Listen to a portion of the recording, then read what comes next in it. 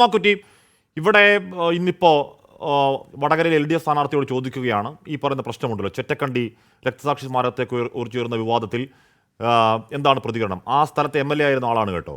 ഇവരെപ്പറ്റി അറിയാത്ത ആളല്ല Shailaja teacher. Teacher പറയുകയാണ്, എനിക്കറിയില്ല കേട്ടോ, ഞാൻ വിദേശയാത്ര കഴിഞ്ഞ് വന്നതേ ഉള്ളൂ, 2 ദിവസമായതേ ഉള്ളൂ, അതുകൊണ്ട് എനിക്ക് അറിയില്ല എന്ന് നിഷ്കളങ്കത കാണിക്കാൻ ടീച്ചർക്ക് അറിയാത്തതാണോ? അല്ല.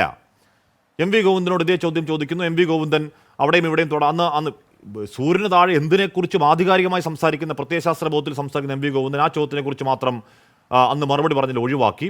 ഇന്നിപ്പോൾ പാർട്ടി സംസ്ഥാന സെക്രട്ടറി പങ്കെടുക്കുന്ന അവസാന നിമിഷം അറിഞ്ഞിട്ടും ആ ജില്ലയിൽ പാർട്ടി സംസ്ഥാന സെക്രട്ടറി ഉണ്ടായിട്ടും അദ്ദേഹം അവിടെ നിന്ന് മാറി നിൽക്കുകയാണ്. അപ്പോൾ എന്തോ ഒരു തെറ്റാണ് എന്ന ബോധ്യത്തിലല്ലേ CPM അവിടെ രക്തസാക്ഷി സ്മാരകം ഉദ്ഘാടനം ചെയ്തെങ്കിലും പാർട്ടി സംസ്ഥാന സെക്രട്ടറി അടക്കം ഒഴിവാക്കിക്കൊണ്ട് ഇന്നിപ്പോൾ ഈ ചർച്ചയിൽ CPM ഔദ്യോഗിക പ്രതിനിധികളെ വിടുന്നില്ല, അതിനെപ്പറ്റി ന്യായീകരിക്കേണ്ടതില്ല എന്ന തീരുമാനമല്ലേ? കുറ്റപ്പെടുത്താനുണ്ടോ ശ്രീ റിജിൽ മാക്കുറ്റി? ശ്രീ ഹാഷ്മി, യഥാർത്ഥത്തിൽ ഇന്ന് ഉദ്ഘാടനം ചെയ്തത് പാർട്ടി സംസ്ഥാന സെക്രട്ടറി അല്ലെങ്കിലും ജില്ലാ സെക്രട്ടറി അല്ലേ? CPM-ന്റെ കണ്ണൂർ ജില്ലാ സെക്രട്ടറി എന്ന് പറയുന്ന ഒരു പദവിയിൽ ഇരിക്കുന്ന ആൾ ചെറിയ പദവിയിൽ ഇരിക്കുന്ന ആളാണോ? പാർട്ടിയുടെ കണ്ണൂർ ജില്ലയിൽ ചീഫായി നിൽക്കുന്ന ഒരാളല്ലേ? അദ്ദേഹമല്ലേ അദ്ദേഹത്തിൻ്റെ അഭാവത്തിൽ, സംസ്ഥാന സെക്രട്ടറിയുടെ അഭാവത്തിൽ ഈ സ്മാരകം ഉദ്ഘാടനം ചെയ്തത്? യഥാർത്ഥത്തിൽ ഇത് ആദ്യമായിട്ടൊന്നുമില്ല. ഹാഷ്മി പറയുന്നത് കേൾക്കുമ്പോൾ ആദ്യമായിട്ടാണ് CPM-ന്റെ ബോംബ് പൊട്ടി മരിച്ച ആളുകൾക്ക് സ്മാരകം നിർമ്മിക്കുന്നത് കണ്ണൂർ. അങ്ങനെയൊന്നുമല്ല. 1999 ഒക്ടോബർ 1 പുല്യോട്, കതിരൂർ പുല്യോട് എന്ന് പറയുന്ന CPM-ന്റെ ശക്തി കേന്ദ്രമാണ്. അവിടെ ഇതുപോലെ വീട്ടിൽ നിന്ന് ബോംബ് പൊട്ടി 2 ആളുകൾ, സുരേഷും സരേഷും പ്രദീപും, 2 ആളുകൾ അവിടെ നിന്ന് കൊല്ലപ്പെട്ടിട്ടുണ്ട്. ആ കൊല്ലപ്പെട്ടതിന് ശേഷം അവരുടെ ഭാര്യമാർക്ക് 2 പേർക്കും കതിരൂർ ബാങ്കിൽ ജോലി കൊടുത്തു എന്ന് മാത്രമല്ല അവിടെ വലിയൊരു CH നഗർ വലിയ സ്മാരകം ഇവരുടെ പേരിലുണ്ട്. എല്ലാ വർഷവും ഇവരുടെ പേരിൽ രക്തസാക്ഷി അനുസ്മരണ സമ്മേളനം നടക്കുന്നുണ്ട് എന്നുള്ളത് 1999 നടന്ന ബോംബ് സ്ഫോടനത്തിൽ കൊല്ലപ്പെട്ട CPM സഖാക്കൾക്ക് ഇന്നും അവർ രക്തസാക്ഷി അനുസ്മരണ സമ്മേളനം നടത്തുന്നുണ്ട് എന്നുള്ളത് കണ്ണൂരുകാരനായ റിജിൽ മാക്കുറ്റിക്ക് വളരെ ഭംഗിയായി അറിയാം. Rest of the Kerala politics അല്ല കണ്ണൂരെ പൊളിറ്റിക്സ്. അവിടെ രക്തരൂക്ഷിതമായ ഒരു ചോര കല്ലിച്ച രാഷ്ട്രീയത്തിന്റെ ഭൂതകാലം അവിടെ ഉണ്ട്. അതിൻ്റെ ചിലപ്പോൾ നെരിപ്പോടുകൾ ഇപ്പോഴും ഉണ്ടാകാം എന്നറിയാത്ത ആളല്ല റിജിൽ മാക്കുറ്റി. ആ ഭൂതകാലത്തിൻ്റെ രാഷ്ട്രീയത്തിൽ ചോര പുരളാത്തവർ റിജിൽ മാക്കുറ്റിയുടെ പാർട്ടിയിലുമില്ല, KP പ്രകാശ് ബാബുവിൻ്റെ പാർട്ടിയിലുമില്ല, CPM-ന്റെ പാർട്ടിയിലുമില്ല. അതുകൊണ്ട് പോയ കാലത്തെക്കുറിച്ച് അധികം പോസ്റ്റ്മോർട്ടം ചെയ്താൽ നമുക്ക് പല കാര്യങ്ങൾ പറയേണ്ടി വരില്ല. ഇപ്പോൾ ടൈംസ് ഓഫ് ഇന്ത്യയിൽ പാർട്ടി ഓഫീസിൽ എങ്ങനെയാണ് ബോംബ് നിർമ്മിക്കുക എന്നൊക്കെ ചിത്രമടക്കം കൊടുത്ത ആരാണ് എന്ന ചോദ്യങ്ങളൊക്കെ ഉയർന്നു വരില്ലേ? പുതിയ കാലത്ത് അത് പിഴവാണ്, ആ ന്യായീകരണം വേണ്ട എന്ന് CPM തിരിച്ചറിയുന്നതുകൊണ്ടല്ലേ MV ഗോവിന്ദൻ അതിൽ നിന്ന് മാറി നിൽക്കുന്നത് ശ്രീ റിജിൽ മാക്കുറ്റി? ഒരിക്കലുമല്ല. നിങ്ങൾ അങ്ങനെ അവരെ ന്യായീകരിക്കേണ്ട ആവശ്യമില്ല. യഥാർത്ഥത്തിൽ CPM അതിനകത്ത് വളരെ കൃത്യമായി അവരുടെ പാർട്ടി സഖാക്കളാണ് കൊല്ലപ്പെട്ടത് എന്നുള്ളത് അവർക്ക് ബോധ്യമുള്ളത് കൊണ്ട് അവരെ പാർട്ടിയുടെ രക്തസാക്ഷികളായി അവർ അംഗീകരിച്ചത് കൊണ്ട് തന്നെയാണല്ലോ ജയരാജൻ പോയത്. ഇപ്പോൾ ജയരാജനും പോയില്ല, ആരും പോയിട്ടില്ലെങ്കിൽ, അങ്ങനെ ഒരു പരിപാടിയെ അവിടെ നടന്നിട്ടില്ലെങ്കിൽ പാർട്ടി വിവാദമായതപ്പോൾ പാർട്ടി അത് ഒഴിവാക്കിയെന്ന് പറയാം. പാർട്ടിയുടെ ജില്ലാ സെക്രട്ടറി പോയി അവിടെ സ്മാരകം ഉദ്ഘാടനം ചെയ്തിരിക്കുന്നു. ഇതുപോലെയുള്ള ഒരുപാട് സംഭവങ്ങൾ കണ്ണൂരിൻ്റെ പല മേഖലകളിലുമുണ്ട്. ബോംബ് പൊട്ടി ബോംബ് നിർമ്മിക്കുക എന്നുള്ളതിൻ്റെ പ്രധാനപ്പെട്ട പണി നടത്തുന്ന ആളുകൾ ഇവരാണ്. ഇങ്ങനെ ബോംബ് പൊട്ടി മരിച്ച എത്രയോ ആളുകളുടെ പേരുകൾ CPM-നകത്തുണ്ട് നമ്മുടെ മുമ്പിലുണ്ടല്ലോ. ഏറ്റവും ഒടുവിൽ പാർലമെന്റ് തെരഞ്ഞെടുപ്പ് നടക്കുമ്പോഴാണ് മേലെ കുന്നോത്തുപറമ്പിൽ ഇതുപോലെ ബോംബ് പൊട്ടി ഒരാൾ കൊല്ലപ്പെടുകയും മറ്റൊരാൾക്ക് പരിക്കേൽക്കുകയും ചെയ്തത്. ആ പരിക്കേറ്റ ആളുകൾ, ആ കൊല്ലപ്പെട്ട ആളുകൾ CPM-ന്റെ ഉത്തരവാദപ്പെട്ട പ്രവർത്തകന്മാരാണ്, DYFയുടെ പ്രവർത്തകന്മാരാണ്. അവരെന്തിനു വേണ്ടിയാണ് ബോംബ് കെട്ടിയത്?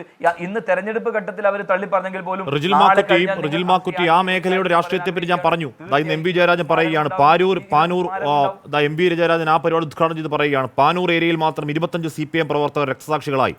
കുളവല്ലൂർ സ്റ്റേഷൻ പരിധിയിൽ മാത്രം 7 CPM പ്രവർത്തകർ കൊല്ലപ്പെട്ടു. CPM-കാർ കൊല്ലപ്പെടുമ്പോൾ അവരെല്ലാം മരിക്കേണ്ടവരാണെന്ന് വിധിയെഴുതുകയാണോ ചെയ്യേണ്ടത് എന്ന് പറയുകയാണ് റിജിൽ മാക്കുറ്റി. ആ മേഖലയുടെ രാഷ്ട്രീയം വേറിട്ട് കാണേണ്ട രാഷ്ട്രീയമല്ലേ?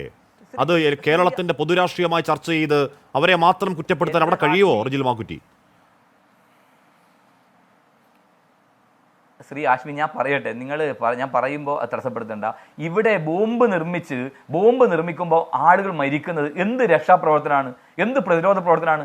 ഈ ബോംബ് കെട്ടുന്നത് ആളെ കൊല്ലാനല്ലേ? ഏത് രാഷ്ട്രീയ പാർട്ടിയുടെ ആളുകളെ കൊല്ലാൻ തന്നെയാണല്ലോ ബോംബ് കെട്ടുന്നത്. ഇത് CPM ആയാലും RSS ആയാലും ഇതുപോലെ നടക്കുന്നുണ്ട്. RSS-ന്റെ 4ഓളം ആളുകൾ ഇതുപോലെ ബോംബ് പൊട്ടി കൊല്ലപ്പെട്ടിട്ടുണ്ട്. പാനൂരിന്റെ മേഖലകളിൽ ബോംബ് കെട്ടുമ്പോൾ കൊല്ലപ്പെട്ടിട്ടുണ്ട്. അപ്പോൾ സ്വാഭാവികമായി ഈ ബോംബ് കെട്ടുന്നത് എന്തിനാ? ആളുകളെ കൊല്ലാനാണ്, ആളുകൾക്ക് നേരെ എറിയാനാണ്. ആ എറിഞ്ഞ് കൊല്ലാൻ നേതൃത്വം കൊടുത്ത ഈ ക്രിമിനലുകളെ അവരെ വാഴ്ത്തപ്പെട്ടവരായും അവർ രക്തസാക്ഷികളുമായി ചിത്രീകരിക്കുന്നത് ഏത് രാഷ്ട്രീയ നിലപാടിന്റെ അടിസ്ഥാനത്തിലാണ്? ഒരു രാഷ്ട്രീയ പാർട്ടിക്ക് അംഗീകരിച്ച് ചെയ്യാൻ പറ്റുന്ന ഒരു കാര്യമാണോ ഇത്? അവർ ആ ആളുകളെ വീണ്ടും അവരെ സമൂഹത്തിന്റെ മുമ്പിൽ, ചെറുപ്പക്കാരുടെ മുമ്പിലേക്ക് അവർ വീരന്മാരാണ്, ധീരന്മാരാണ്, ധീര വിപ്ലവകാരികളാണ് എന്ന് കാണിക്കുന്നത് എന്ത് സംസ്കാരമാണ്? അത് കണ്ണൂരിന്റെ രാഷ്ട്രീയം എന്ന് പറഞ്ഞ് നിങ്ങൾ അതിനെ മാറ്റി നിർത്തേണ്ട ആവശ്യമില്ല. ഇത് കേരളം മുഴുവൻ, രാജ്യം മുഴുവൻ, ലോകം മുഴുവൻ കാണുന്നതല്ലേ? ശരി, നമ്മൾ പ്രകാശ് ബോംബ് ബാബു ഉണ്ടാക്കുന്ന ആളുകൾ അത്തരം ആളുകളെ ഏത് ശരി, ഞാൻ ഘട്ടത്തിലാണ് താമരജി. പെടുത്തുക? ശരി, ഞാൻ അവർ ഏത് താമരജി. രൂപത്തിലാണ് കൈകാര്യം ശരി, ഞാൻ ചെയ്യുക? താമരജി. അതുകൊണ്ട് ഇത്തരം ആളുകളെ സാമാന്യവൽക്കരിച്ചുകൊണ്ട് കണ്ണൂരിന്റെ കൊലപാതക രാഷ്ട്രീയത്തിന്റെ ഭാഗമാണ് എന്ന് പറഞ്ഞ് ന്യായീകരിക്കുന്ന ഒരു ശരിയല്ല. ഇത്തരത്തിൽ CPM എന്ന് പറയുന്ന പാർട്ടി ഇതുപോലെ ചെറുപ്പക്കാരെ ബോംബ് നിർമ്മിക്കാൻ ആളുകളെ ഉപയോഗിക്കുന്നു. അവർക്ക് എല്ലാവിധ സംവിധാനവും ചെയ്യുന്നു എന്നുള്ളതാണ്. ഇതിനകത്ത് ഒരു പ്രധാനപ്പെട്ട ഒരു കാര്യമുണ്ട്.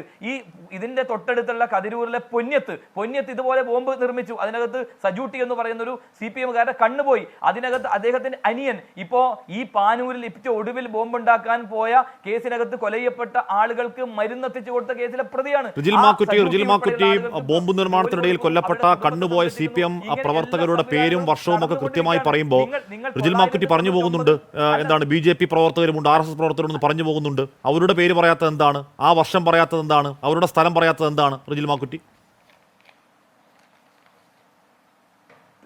തീർച്ചയായും RSSന്റെ കൊങ്കച്ചിയിൽ, പാനൂരിലെ പാട്യം കൊങ്കച്ചിയിൽ ഇതുപോലെ ബോംബ് നിർമ്മിക്കുമ്പോൾ വീടിനകത്ത് വെച്ച് 2 RSSകാർ കൊലയപ്പെട്ടിട്ടുണ്ട്.